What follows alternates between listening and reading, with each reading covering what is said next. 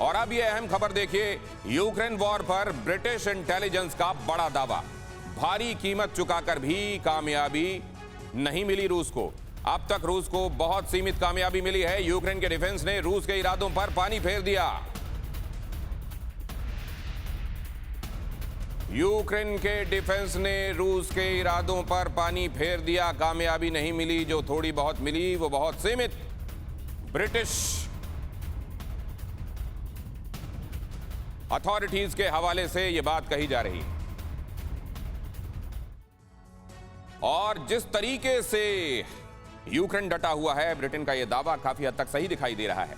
ऐसे में क्या अब पुतिन के पास न्यूक्लियर विकल्प ही बचे हुए हैं?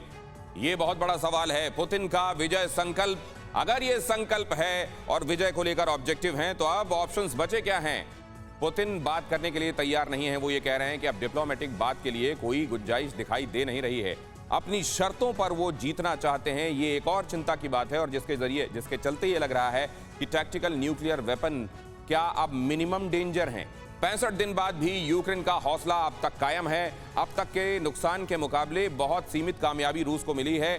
ये बात ब्रिटिश अथॉरिटीज के हवाले से कही जा रही है। और अब तक नुकसान जो हुआ है वो रूस को बड़ा नुकसान है, और उसके मुकाबले जो उसको सीमित कामयाबी मिली है वो उस मुकाबले बेहद कम है। अमेरिका, ब्रिटेन के हथियारों ने चैलेंज जबरदस्त बढ़ा दिया है। छोटे पड़ोसी देशों का नेटो की तरफ झुकाव, इसके चलते ये एक साइड इफेक्ट हुआ है। फिनलैंड, स्वीडन जो अभी तक न्यूट्रलिटी को मेंटेन कर रहे थे, वो भी अब नेटो की तरफ झुक रहे हैं, और किसी भी कीमत पर नेटो को दूर रखने का प्लान रूस का है। और अगर ये वाकई रूस की जिद है, रूस का ऑब्जेक्टिव है, तो ये हासिल करने के लिए उसको किससे निपटना पड़ेगा? यूक्रेन से निपट ही रहा है, लेकिन किस हद तक निपटा है, कितना निपटा है, ये आपने देखा। उधर फिनलैंड और स्वीडन भी तैयार हो रहे हैं। 22 मई को जैसे ही एप्लीकेशन दाखिल होनी शुरू होगी नेटो मेंबरशिप के लिए, वो दाखिल कर देंगे।